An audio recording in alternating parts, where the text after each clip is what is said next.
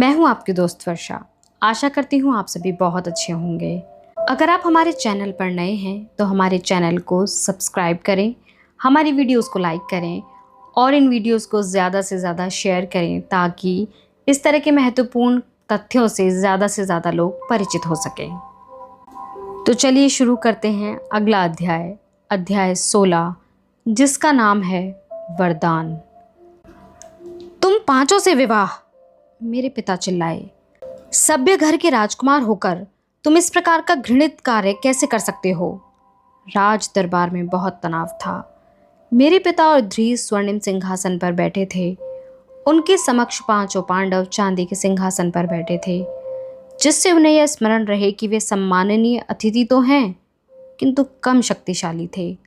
कोने में एक कशीदाकारी किए हुए पर्दे के पीछे मैं और कुंती चंदन के आसन पर बैठे थे। मैंने कुंती को बैठने के लिए उदारतापूर्वक बड़ा आसन दिया।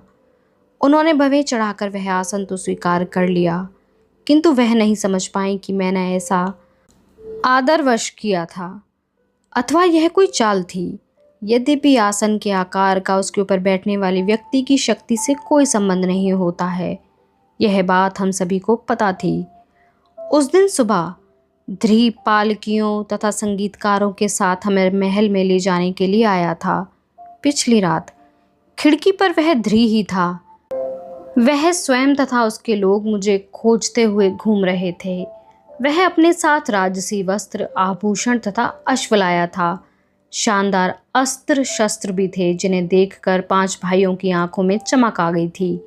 इसके साथ ही राजा द्रुपद का भेजा हुआ निमंत्रण भी था, जो अपनी पुत्री के विवाह, जो शीघ्रता में हुआ था और अत्यंत असंतोषजनक था, का उत्सव शानदार दावत के साथ मनाना चाहते थे, जहां वे उन सबको अपना नया दामाद दिखला सकें।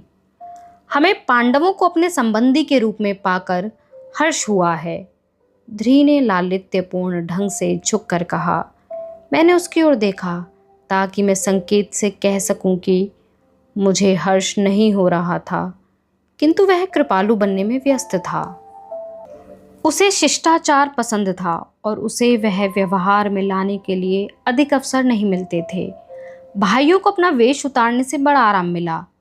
महल जाते समय उनके राजसी वस्त्र उनके चेहरे पर चमक उत्पन्न कर रहे थे। यहाँ तक कि मुझे भी स्वीकार करना पड़ेगा कि वह देवता स्वरूप लग रहे थे। निश्चित तौर पर यह एक असामान्य व्यवस्था है, परंतु अपनी माँ की आज्ञा का पालन करना घृणित कैसे हो सकता है? युधिष्ठिर ने कहा। क्या हमारे शास्त्र यह नहीं कहते कि पिता स्वर्ग के बराबर होता है, किंतु माँ उससे भी बड़ी होती है? इस प्रकार के वक्तव्य को बहुत अधिक लोग इतने विश्वसनीय ढंग से नहीं कह सकते, परंतु युधिष्ठिर किसी प्रकार इसमें सफल हो गया। शायद इसलिए कि हम देख सकते थे कि उसे अपनी बात पर पूर्ण विश्वास था। यदि हम इससे सहमत नहीं हो पाते हैं, वह शांतिपूर्ण ढंग से बोला, कि पांचाली हम पांचों से विवाह कर सकती है, तो हम भाइयों को आपकी पुत्री आपको सकुशल लौटाकर यहाँ से चले जाना चाहिए। मैंने अपमानजनक आश्चर्य से उसे देखा। राजा द्रुपद की मुद्रा अकड़ गई और मेरे भाई का हाथ तलवार की मुठ पर कसने लगा। एक स्त्री के लिए उसे अपने पिता के घर फिर लौटा दिया जाना सबसे अधिक अपमान की बात होती है।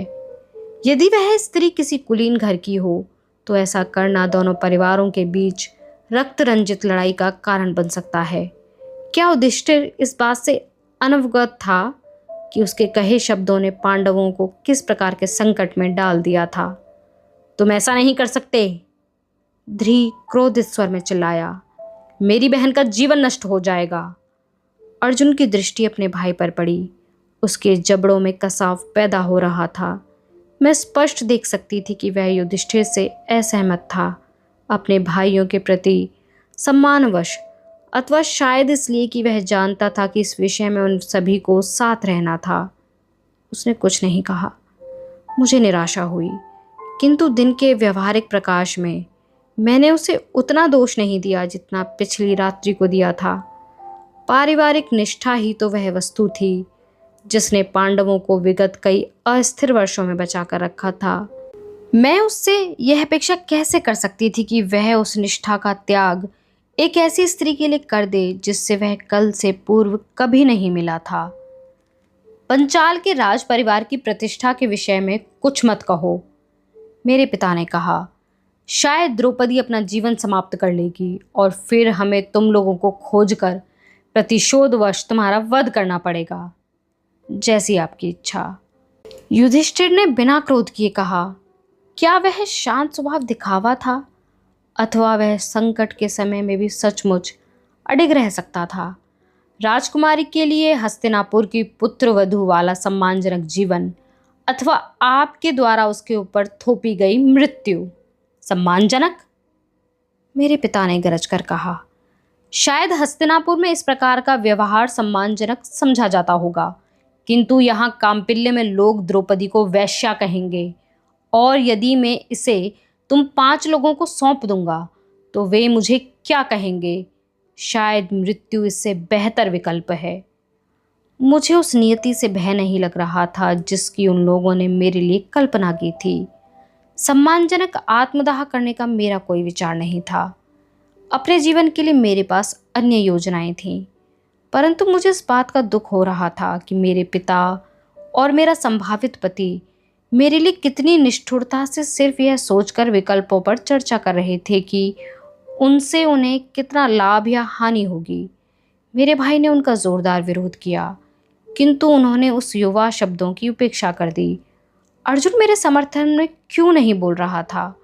निश्चित तौर पर अब जब ये लोग मेरी संभावित मृत्यु पर विचार कर रहे थे, उसको अपने उत्तरदायित्व का कुछ एहसास तो होना चाहिए था, कुछ सौम्यता। कर्ण, क्या मुझे तुम्हारे साथ क्रूर व्यवहार करने का यह दंड मिल रहा है? और कृष्ण कहाँ हैं, जिनके बुरे परामर्श के कारण मुझे यह क्षण भोगना पड़ रहा है? शेष पांडव भाव शून्य होकर मौन खड़े थे और उन्हें इस बात की कोई चिंता नहीं थी कि मुझे कैसा महसूस हो रहा था। इस अनुमान में मुझसे भूल हुई थी, क्योंकि उनमें से एक को मुझसे प्रेम होने लगा था। उसने मुझे बाद में बताया कि मुझे ऐसा लगा मानो अपने क्रोध भरे वचन भीतर दबाकर रखने से मेरा हृदय फट जाएगा। यदि वह बात और बढ़ जाती तो मैं तुम्हारे लिए अपने भाई के विरोध में खड़ा हो जाता, चाहे फिर उसके कारण मुझे अपने कुल का विद्रोही मान लिया जाता। फिर भी अर्जुन के प्रति अपने व्यथित पूर्वाधिकार के कारण मुझे यह दिखाई नहीं दिया। जिस बीच ये पुरुष, मेरे पिता, उग्रतापूर्वक और युधिष्ठिर लापरवाही से बातचीत कर रहे थे, मैंने घूंघट में से कुंती को देखा। मेरे लिए अपने पिता के घर में घूंघट लेना आवश्यक नहीं था, किंतु उसके अपने लाभ थे। जब युधिष्ठिर मातृत्व की प्रशंसा में शास्त्रों से उद्धरण प्रस्तुत कर रहा था तो एक छोटी सी विजयी मुस्कान कुंती के होठों पर थी। यद्यपि उसके गले की मुख्य धमनी धड़कते हुए वस्तु स्थिति स्पष्ट कर रही थी। पांडवों को, जो दुर्योधन द्वारा लंबे समय से की जा रही घातक पहुंच से बच रहे थे, शक्तिशाली द्रुपद के साथ मैत्री करने में काफी लाभ हो सकता था। द्रुपद को क्रोधित करके उन्हें भारी क्षति हो सकती थी, यह जानते हुए भी कुंती ने अपनी टिप्पणी को भूल मानकर हमारे विवाह को यथावत रहने देने के लिए अनुमति क्यों नहीं दी? मुझे कुंती के इस दावे पर विश्वास नहीं था कि उसकी कही हुई प्रत्येक बात का सत्य हो जाना आवश्यक था अथवा उसका आत्मसम्मान नष्ट हो जाएगा। यहाँ कुछ और घटित हो रहा था, कुछ ऐसा जो मुझे पता लगाना होगा। मेरे पिता ने पलकें झपकाईं। मैं सर्वाधिक ज्ञानी व्यास के पास संदेश भिजवा देता हूँ, वह बोले। उन्हें भूत और भविष्य दोनों का पता है, हम उनका परामर्श मान लेंगे। युधिष्ठिर ने उदारतापूर्वक बात मान ली। कुंती ने अपने माथे पर से पसीने की एक बूंद पोंछी। पांडव अपने कक्ष में लौट गए। मैं अपने शयन कक्ष में चली गई और अपनी प्रथम विवाह रात्रि के विषय में पूछताछ करने को उत्सुक दाई माँ से बचने के लिए सिरदर्द का बहाना बना लिया। व्यास ने तुरंत निर्देश भिजवा दिया, मुझे सभी 5 भाइयों से विवाह करना होगा। मेरे पिता को इस बात की चिंता करने की आवश्यकता नहीं कि इससे उनकी प्रतिष्ठा पर क्या प्रभाव पड़ेगा। इस अभूतपूर्व वैवाहिक व्यवस्था से उन्हें जितनी ख्याति मिलेगी वह अनेक युद्ध जीतने से भी नहीं मिलेगी। यदि लोग असहज प्रश्न पूछें तो वह इसका दोष देवताओं पर डाल सकते हैं, जिन्होंने यह सब अनेक जन्म पूर्व ही निर्धारित कर दिया था। मुझे पवित्र रखने हेतु एवं पांडव परिवार में सौहार्द बनाए रखने के उद्देश्य से व्यास ने हम लोगों के लिए एक विशेष वैवाहिक आचरण की व्यवस्था की। ज्येष्ठ भाई से आरंभ करते हुए सबसे छोटे भाई तक मैं एक वर्ष के लिए क्रमिक रूप से एक बार में सिर्फ एक भाई की ही पत्नी बनूंगी। उस वर्ष में अन्य सभी भाई मुझसे दृष्टि नीची करके बात करेंगे। बेहतर होगा यदि वे मुझसे बात ही न करें। वे मुझे यहाँ तक कि मेरी उंगलियों के पौर को भी नहीं छुएंगे। यदि उनमें से कोई मेरे व मेरे पति की निजता के क्षणों में अनुचित रूप से हस्तक्षेप करेगा तो उसे एक वर्ष के लिए घर से प्रतिबंधित कर दिया जाएगा। व्यास ने फिर जोड़ा कि मुझे 5 पतियों की इस व्यवस्था में पहुंचाने वाले वरदान को संतुलित करने हेतु वह मुझे यह वरदान दे रहे हैं कि हर बार जब मैं किसी नए भाई की पत्नी बनूंगी तो मेरा कौमार्य अक्षत हो जाएगा। मैं यह नहीं कह सकती कि मैं व्यास के इस आदेश से अचंभित थी। क्या उनकी आत्माओं ने मुझे वर्षों पूर्व इस प्रकार की नियति से भयभीत नहीं किया था? परंतु अब जबकि वह भविष्यवाणी सत्य होने वाली थी, मुझे आश्चर्य हो रहा था कि मैं कितनी हैरान थी और असहाय भी। यद्यपि दाई माँ ने मुझे यह कहकर सांत्वना देने का प्रयास किया कि आखिरकार मुझे वह स्वतंत्रता मिल गई जो पुरुषों के पास वर्षों से थी। मेरी स्थिति अनेक पत्नियों वाले पुरुष से बहुत भिन्न थी। मेरे पास उसके जैसी छूट नहीं थी। वह अपनी इच्छा से कभी भी किसी भी पत्नी के साथ संभोग कर सकता है। रसपान के किसी सार्वजनिक पात्र की भांति मैं एक हाथ से दूसरे हाथ में सरका दी जाऊंगी, चाहे मेरी इच्छा हो अथवा नहीं। मैं कौमार्यता के वरदान से भी अधिक प्रसन्न नहीं थी, क्योंकि उसका विन्यास मुझे लाभ देने की अपेक्षा मेरे पतियों के लाभ के लिए अधिक था। उस समय नारियों को दिए जाने वाले वरदान ऐसे ही होते थे। वे हमें ऐसे उपहार की भांति दिए जाते थे जिनकी हमें आवश्यकता नहीं होती थी। क्या कुंती को भी ऐसा ही महसूस हुआ होगा जब उन्हें बताया गया कि देवताओं को उन्हें गर्भवती करने में प्रसन्नता होगी? क्षणिक रूप से मेरे मन में उनके लिए एक सहानुभूति पैदा हुई, फिर वह विरोध के आवेग के नीचे दब गई। मैं आज इस दयनीय अवस्था में उन्हीं के कारण तो थी। यदि महर्षि ने मुझसे पूछने का कष्ट किया होता तो मैं विस्मृति का वरदान मांगती, ताकि जब भी मैं किसी भाई के पास जाऊं तो पहले वाली की स्मृति मेरे साथ न हो। इसके साथ मैंने यह भी अनुरोध किया होता कि अर्जुन मेरा पहला पति हो। पांडवों में वही एक ऐसा था जिससे मुझे लगा कि मैं प्रेम कर सकती हूँ। यदि वह मुझे बदले में प्रेम करता तो मैं कर्ण के विषय में अपने पछतावे की अपेक्षा कर थोड़ी प्रसन्नता प्राप्त कर सकती थी। एक लंबे और थका देने वाले उत्सव के साथ एक के बाद एक 4 शेष पांडवों से मेरा विवाह संपन्न हुआ। पुजारी द्वारा पढ़े जा रहे उपयुक्त मंत्र और हमारे ऊपर पीले चावल फेंके जाने के बीच मैंने प्रत्येक भाई के हाथ पर अपना हाथ रखा। मेरे मस्तिष्क ने उनमें कुछ अंतर महसूस किए। युधिष्ठिर का हाथ सबसे कोमल था। भीम का हाथ उसका मनपसंद अस्त्र गदा चलाते चलाते कठोर हो गया था, पर आश्चर्यजनक रूप से वह मेरे हाथ में कांप रहा था। नकुल के हाथ से कस्तूरी की गंध आ रही थी। सहदेव के दाहिने हाथ की मध्यमा पर स्याही के फैलने के निशान थे। मैंने इन संकेतों को समझने का प्रयास किया, किंतु इसमें मुझे सफलता नहीं मिल पाई। मुझे यह एहसास हुआ कि स्वयंवर के शीघ्रता भरे समारोह में कोई अवसर नहीं आया जब मैंने और अर्जुन ने एक दूसरे का हाथ पकड़ा हो। इस विडंबना के कारण मुझे अर्जुन को ढूंढने और यह देखने की इच्छा हुई कि वह क्या कर रहा था। अपने घूंघट में से तिरछी आंखों से मैंने धीरे से देखा कि वह अलग बैठा जानबूझकर कहीं दूर देख रहा था, मानो वह उस समारोह में सम्मिलित होने का इच्छुक नहीं था। मैं उसके मुख की गिरावट देखकर विचलित हो गई। मैंने यह अपेक्षा नहीं की थी कि उसे इस बात की इतनी अधिक चिंता थी कि मैं केवल उसकी नहीं थी। अवश्य ही अनजाने में मुझसे कोई हरकत हुई होगी जिसके कारण उसने मेरी ओर देखा।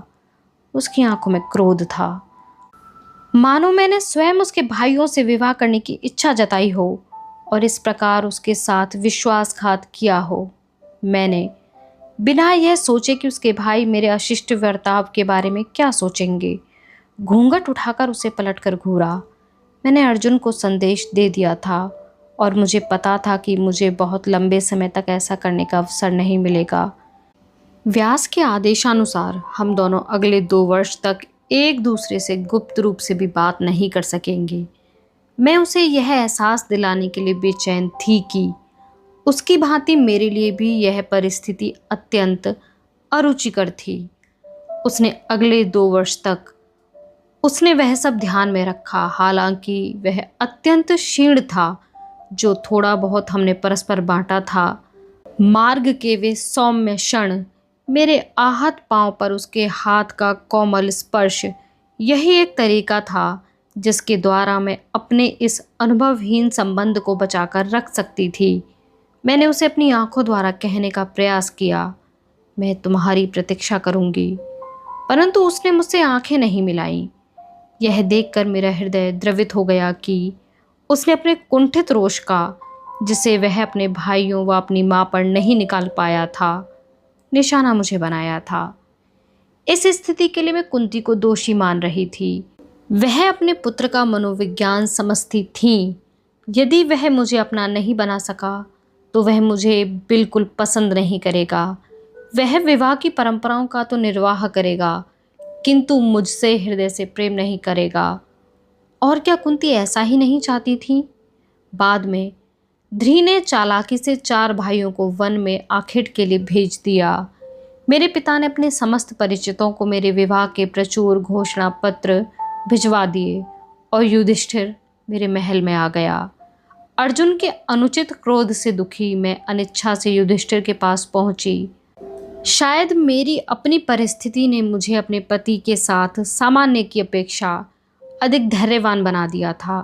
जब उसने मेरे समक्ष कोमलता भरे प्रस्ताव रखे तो मैंने स्वयं को उससे मुख मोड़ने से रोक लिया। मैंने स्वयं से कहा कि मैं उसे अपनी हताशा का शिकार नहीं बनाऊंगी। दयालु, शिष्ट तथा सुशिक्षित युधिष्ठिर के साथ मुझे कोई परेशानी नहीं हुई। हालांकि मुझे उसके स्वभाव में विनोद प्रियता का अभाव लगा। बाद में मुझे अन्य पक्ष पता लगे, उसका हठ, उसका आग्रह भरा नैतिकता का उपदेश, उसकी कठोर अच्छाई। मुझे सुखद आश्चर्य हुआ कि बिस्तर में वह शर्मीला था और बहुत जल्दी घबरा जाता था। धीरे धीरे मुझे एहसास हुआ कि उसके मस्तिष्क में विचारों का एक संग्रह था। क्या कुंती ने उसे यह सब पढ़ाया था कि एक स्त्रीवत व्यवहार में क्या आता है? यह सूची अधिक लंबी थी और क्या नहीं। मैं समझ गई कि उसे पुनर्शिक्षित करने के लिए मुझे काफ़ी प्रयास करने पड़ेंगे। यह वर्ष अत्यंत लंबा लग रहा था। आज की वीडियो में बस इतना ही। मिलते हैं अगली वीडियो में नए नए रोचक तथ्यों को जानने के लिए। तब तक हमारे साथ इस सफ़र में बने रहने के लिए बहुत शुक्रिया।